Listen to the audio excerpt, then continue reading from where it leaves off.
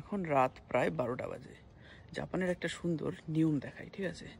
এই যে আমি এখানটা এসছি, এই সোজা রাস্তাতেও কেউ নেই, এই রাস্তাতেও কেউ নেই, ঠিক আছে?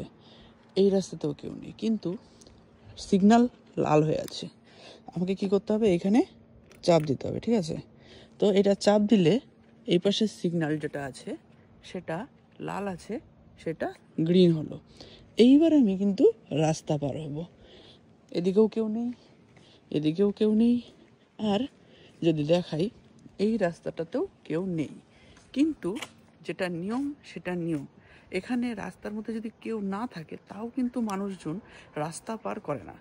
আমি যাব, আবার এখানে এরকম লাল হয়ে থাকবে সিগন্যাল, সেটাকে আমাকে আবার এখানে গিয়ে চাপতে হবে। ও মাচি কুদাসাই লেখা উঠেছে এখানে, ও মাচি কুদাসাই মানে অপেক্ষা করুন। এখনও সিগন্যাল এদিকে লাল আছে, এখানে সবুজ হয়ে আছে, ঠিক আছে? এইবার আমি দেখব কি হয়।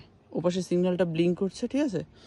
এবার কেউ নেই রাস্তার মধ্যে, রাস্তা পুরো ফাঁকা, ঠিক আছে? আমি চাপলাম, আমাকে দাঁড়াতে বললো।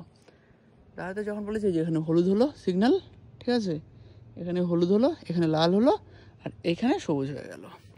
এই হচ্ছে জাপানের নিয়ম, যেটা আপনাকে কিন্তু মেনে চলতেই হবে, কারণ জাপান নিয়মের বাইরে চলে না, এবং জাপানে থাকতে গেলে আপনাকেও নিয়ম কিন্তু মেনে চলতেই হবে।